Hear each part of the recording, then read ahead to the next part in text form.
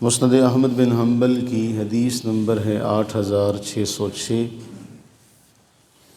سیدنا ابو ہریرہ رضی اللہ تعالی عنہ بیان فرماتے کہ رسول اللہ صلی اللہ علیہ وآلہ وسلم نے ارشاد فرمایا، ایفقح احدکم ان ینقلب الی اہلہ بخلیفتین، تم میں سے کون یہ چاہتا ہے کہ جب اپنے گھر جائے تو 2 موٹی تازی اونٹنیاں لے کر جائے؟ تم میں سے کون یہ چاہتا ہے؟ اب قالوا نعم، سب نے کہا جی ہم سارے چاہتے ہیں۔ سنن ابو داؤد میں یہ روایت اور طرح سے بیان ہوئی کہ نبی صلی اللہ علیہ وآلہ وسلم نے 2 بازاروں کا 2 منڈیوں کا نام لیا۔ فرمایا کون یہ چاہتا ہے کہ صبح صبح منڈی جائے اور وہاں کسی سے کوئی بحث کیے بغیر، کوئی ایسی بات وقت ضائع کیے بغیر موٹی تازی اونٹنی لے کر آئے۔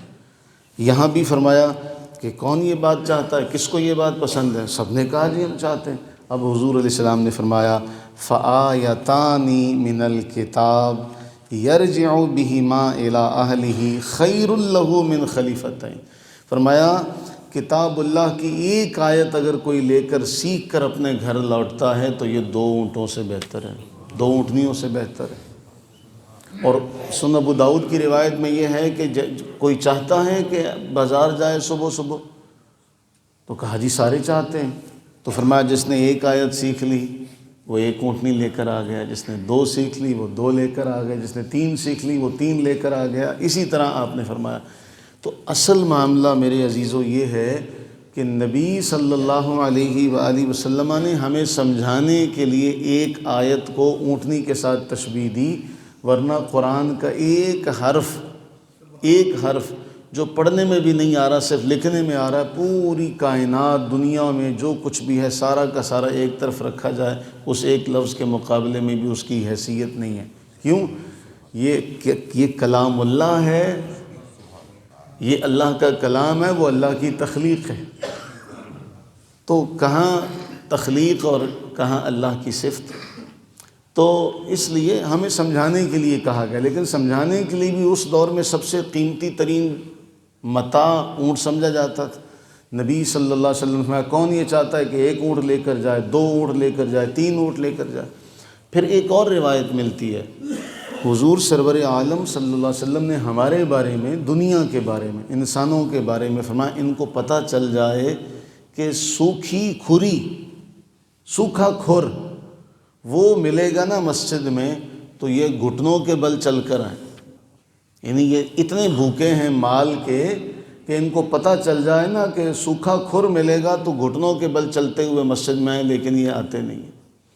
تو اصل معاملہ ہے کتاب اللہ کو سیکھنے کا۔ جب کتاب اللہ کو سیکھ لیا جائے گا تو دنیا کے سارے معاملات حل ہو جائیں گے۔ پھر اسی کے ذیل میں نبی کریم علیہ الصلوۃ والسلام کی روایات بھی آ جائیں گی۔ ظاہر سی بات، جب کوئی قرآن سیکھے گا، کتاب اللہ کو سیکھے گا تو اس کے ساتھ ساتھ اللہ کے نبی علیہ السلام کا فرمان بھی اسے سیکھنا نصیب ہو جائے گا۔ تو آج ہم دیکھیں کہ دنیا کتنی ترقی کر چکی ہے، لیکن آج بھی کتاب اللہ کا علم ہم مسلمانوں نے صحیح طور پر نہیں سیکھا۔ آج بھی جہالت ہے، لوگوں کو آج بھی میت کو قبر میں اتارنے کا طریقہ نہیں آتا۔ ہم یہ کہیں کہ جی ہم بہت سیکھ چکے ہیں، ہم بہت پڑھ چکے ہیں، نبی صلی اللہ علیہ وآلہ وسلم نے فرمایا جب میت کو قبر میں اتارا جائے تو پڑھا جائے بسم اللہ وباللہ وعلی ملت رسول اللہ، یا ایک روایت میں بسم اللہ وعلی سنت رسول اللہ، اللہ کے نام سے، اللہ کے رسول کی ملت پر، اللہ کے رسول کی سنت پر۔ لیکن آج لوگوں کو وہ بھی نہیں آتا۔ جب وہ نہیں آتا، ہمیں کسی کو آپ پوچھیں، جس طرح سے ہم نماز پڑھتے ہیں، کبھی اس کو ترجمے کے ساتھ اسی سپیڈ سے پڑھیے گا، سبحانک اللہم یا الحمد کو آپ اسی سپیڈ سے پڑھیے گا، تمام خوبیاں اللہ کے لیے جو عالمین کا پالنے والا، رحمان و رحیم، مالک یوم الدین، اس کو ترجمے کے ساتھ پڑھیے، آپ کو پتہ لگے گا آپ کیا کہہ رہے ہیں، اور ہم اسی سپیڈ سے وہ پڑھ رہے ہوتے ہیں۔ تو ضرورت ہے دعا کریں کہ اللہ تعالی ہمیں کتاب اللہ کی معرفت عطا فرمائے۔ ہمیں کچھ الفاظ آتے ہیں اوپر کے اعتبار سے لفظوں میں، اللہ تعالی ہمیں ان الفاظ کے معانی کے ساتھ ہمیں معرفت نصیب فرمائے، آمین ثم آمین۔